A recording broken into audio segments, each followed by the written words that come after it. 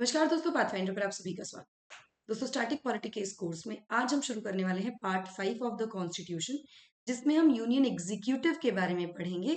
और आज के सेशन में हम प्रेसिडेंट को स्पेसिफिकली पढ़ने वाले हैं। प्रेसिडेंट ऑफ इंडिया के बारे में पढ़ेंगे, उनके इलेक्शन के बारे में पढ़ेंगे। In part 2 of this chapter हम प्रेसिडेंट के जो एक तरह से कहते हैं इम्पीचमेंट या उनकी जो ऑफिस कंडीशंस हैं, टर्म्स एंड कंडीशंस हैं ऑफिस की, उन सब चीजों के बारे में डिस्कस करेंगे।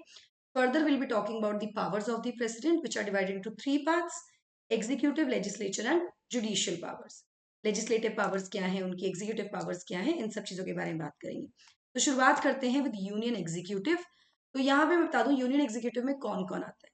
जैसे कि अगर आप सरकार को देखें तो सरकार के 3 ऑर्गन्स हैं: एग्जीक्यूटिव, लेजिस्लेचर, जुडिशरी। कार्यपालिका, विधायिका और न्यायपालिका। इसमें यूनियन एग्जीक्यूटिव में कौन कौन आता है? It includes the president, vice president, prime minister, council of ministers and the attorney general. ये सभी लोग मिलकर यूनियन एग्जीक्यूटिव बनाते हैं। कार्यपालिका, ठीक है। प्रेसिडेंट हेड है इंडियन स्टेट के, और साथ में वो पहले नागरिक भी हैं देश के। As he is the symbol, he act as a symbol of unity, integrity and solidarity of the nation. Now संवैधानिक प्रावधानों की बात करें तो पार्ट 5 डील करता है यूनियन एग्जीक्यूटिव के साथ, यूनियन गवर्नमेंट के साथ बेसिकली, जिसमें यूनियन एग्जीक्यूटिव भी आता है, जिसमें राष्ट्रपति इसके हेड हैं। 52 से लेकर 78 तक एक्सप्लिसिटली यूनियन एग्जीक्यूटिव के बारे में बात की गई है। चलिए शुरुआत करते हैं, बट बिफोर मूविंग फॉरवर्ड आप मुझे इन दोनों टेलीग्राम चैनल्स पर फॉलो कर सकते हैं दोस्तों, for all my class update, schedules and PDFs. Unacademy app पर भी आप मुझे फॉलो कर सकते हैं मेरी सभी special classes and plus courses के लिए। एनरोल करने के लिए आपको सिर्फ मेरा कोड यूज करना है NDLive10। Now you might have a doubt and question कि मैम वाई अनअकैडमी, क्यों जुड़े अनअकैडमी से?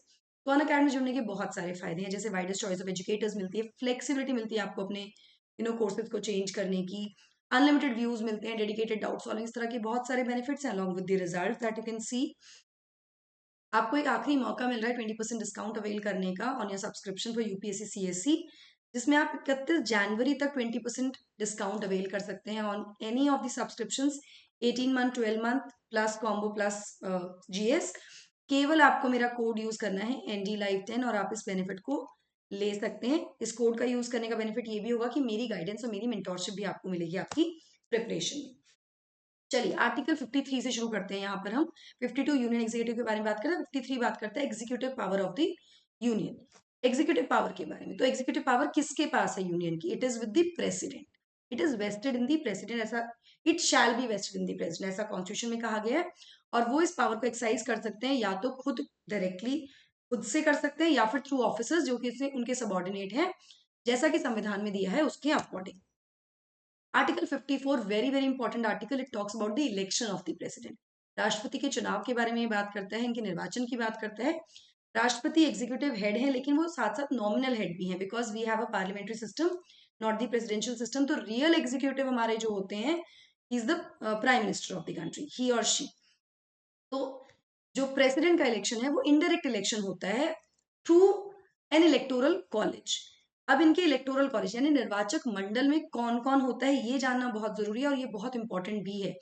तो इन सिंपल सिर्फ याद करने के लिए, राष्ट्रपति के निर्वाचक मंडल में सभी निर्वाचित सदस्य होते हैं संसद के और स्टेट विधानसभाओं के, state legislatures, all the elected members. सभी इलेक्टेड मेंबर्स होंगे of both the houses of the parliament, not the nominated one and not the state councils, only the legislature. साथ में लेजिस्लेटिव असेंबलीज जो हैं राज्य की, उसके भी इलेक्टेड मेंबर्स।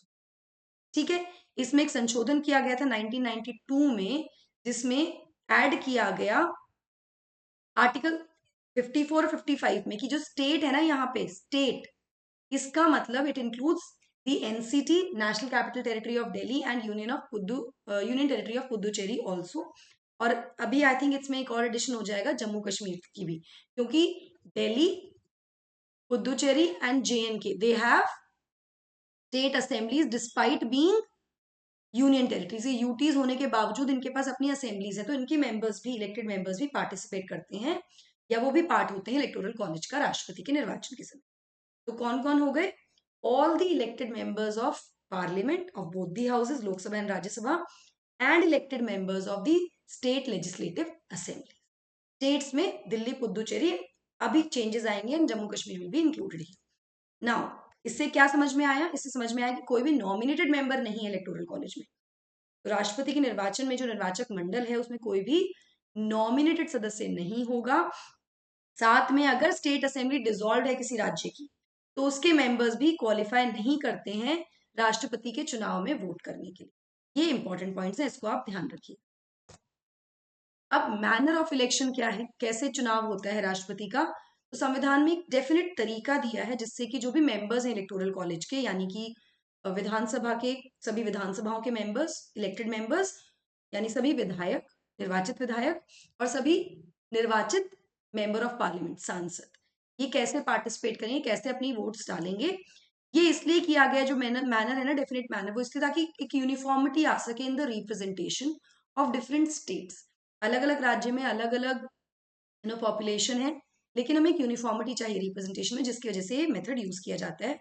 और एक पैरिटी भी आ जाए यूनियन और स्टेट्स के बीच में, क्योंकि सांसद पार्टिसिपेट कर रहे हैं, विधायक पार्टिसिपेट कर रहे हैं, तो number of parliamentarians and number of elected state legislators उसमें डिफरेंस है। तो उसको भी एक पैरिटी लाने के एक फॉर्मूला यहाँ पर लाया जाता है, जिससे वैल्यू ऑफ वोट निकाली जाती है एमपीज की और एमएलएज की, और उसके बाद इस इलेक्शन को मतलब वोटिंग होती है, काउंटिंग होती है बेसिकली। तो अगर हम वैल्यू ऑफ वोट की बात करें किसी एमएलए की, किसी भी राज्य के विधायक की, इलेक्टेड विधायक की, तो उसकी वैल्यू कैसे निकालेंगे? उस राज्य की पूरी जनसंख्या upon number of elected members in the state legislative assembly into 1/1000। ठीक है, लेट्स से किसी राज्य की पॉपुलेशन है 10 लाख, ठीक है, डिवाइडेड बाय उस राज्य में जो विधानसभा के सदस्य हैं, इलेक्टेड मेंबर्स जो हैं, let's say they are 40 into 1/1000। तो इस तरह से इनकी वैल्यू निकल जाएगी, इनकी वोट की वैल्यू आ जाएगी। इसको आप कैलकुलेट कर लीजिए, तो वैल्यू आ जाएगी एक एमएलए की वोट। इसी तरह से ये हर एमएलए की, हर राज्य के लिए होगा।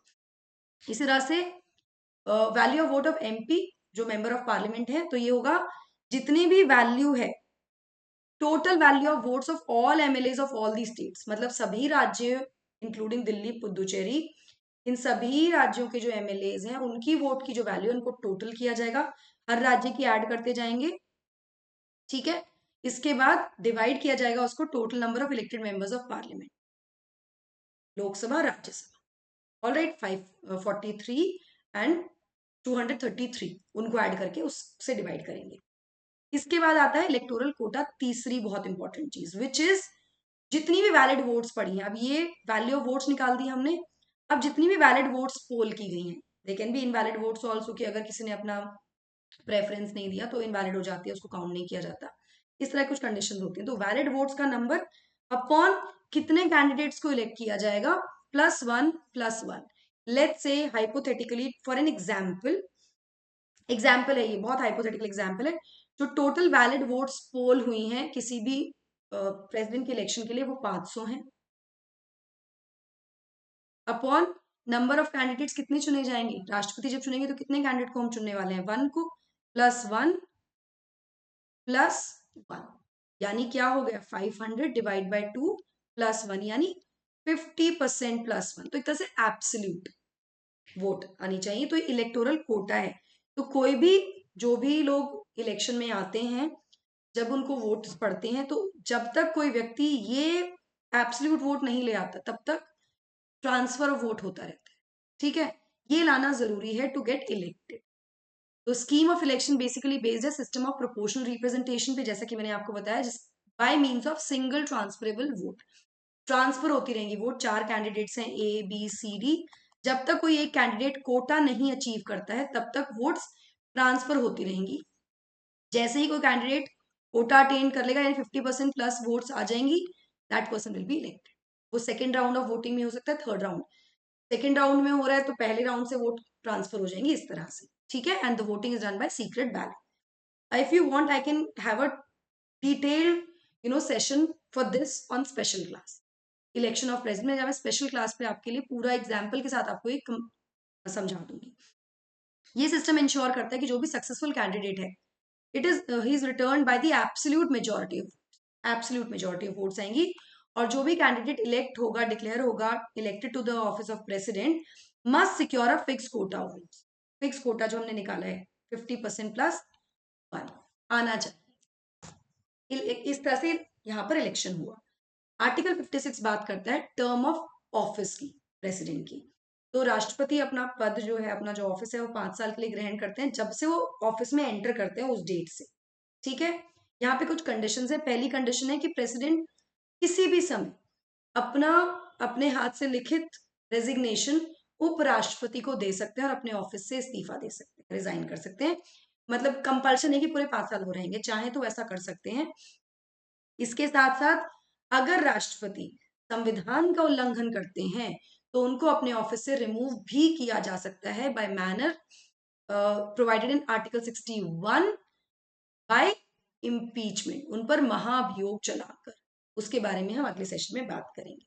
तो इम्पीचमेंट की प्रक्रिया कैसे हटाया जाएगा वो दिया है 56 में, लेकिन इम्पीचमेंट का प्रोसीजर क्या है, प्रक्रिया क्या है, that is given in article 61। इसके साथ साथ president notwithstanding the expiration of the term continue to hold his office until his successor enters upon the office, यानी कि कोई भी राष्ट्रपति तब तक अपने ऑफिस में रहेंगे जब तक उनका सक्सेसर चुनकर उस ऑफिस को नहीं टेक ओवर कर लेता, डिस्पाइट चाहे एक्सपायर ना हो गया उनका टर्म, 5 साल खत्म भी होंगे, लेट्स से 27 जुलाई 2020 को इलेक्शन करके राष्ट्रपति आ जाते हैं, प्रेसिडेंट ज्वाइंस द ऑफिस, अगला चुनाव किसी वजह से नहीं हो पाया है 5 साल के अंतराल में, और 27 अगस्त 2025 को उनका सक्सेसर आता है ऑफिस में इलेक्शंस के बाद, तो तब तक ही अपने ऑफिस में रहेंगे 5 साल खत्म होने के बाद भी। ठीक है, this is the term of office. Article 57 बात करता है एलिजिबिलिटी फॉर री इलेक्शन। अब अनलाइक अमेरिका, हमारे यहाँ पर एक व्यक्ति जो ऑफिस में है या उसने पहले कभी ऑफिस पद ग्रहण किया है राष्ट्रपति का, वो री इलेक्शन के लिए एलिजिबल है जैसे प्रावधान दिए गए हैं संविधान में, तो एनी नंबर ऑफ टाइम्स।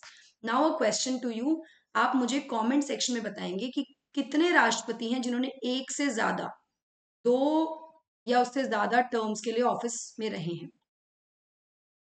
कितनी बार चुने गए हैं। ठीक है, मुझे बताइएगा। साथ में आप मुझे बताइएगा यूएसए में लिमिटेशन क्या है, यूएस में जो प्रेसिडेंट है उनका जो ये एलिजिबिलिटी है ये कितने टाइम की है, ठीक है, कितनी बार वो इलेक्ट हो सकते हैं, ये आप मुझे कमेंट सेक्शन में बताएं। इसी के साथ आता है आर्टिकल 58 जो कि आज का हमारा लास्ट आर्टिकल है। इसके बाद अगले आर्टिकल्स हम अगले सेशन में करेंगे, which talks about the qualifications for election as a president, जो क्वालिफिकेशंस के बारे में बात करता है। तो इसमें क्या क्वालिफिकेशंस दी गई हैं कॉन्स्टिट्यूशनली। पहली क्वालिफिकेशन है कोई भी पर्सन एलिजिबल नहीं होगा for election as president unless, जब तक कि वो देश का नागरिक ना हो। यहाँ देश का नागरिक का मतलब बॉर्न सिटीजन की जरूरत नहीं है, he can be acquired citizenship के द्वारा भी वो नागरिक हो सकते हैं, ऐसा कहीं लिखा नहीं हमारे यहाँ। ठीक है, नागरिक होना चाहिए ये लिखा है। 35 ईयर्स मिनिमम एज की बात की गई है, लेकिन मैक्सिमम एज यहाँ पर नहीं दी गई है, ध्यान रखिएगा।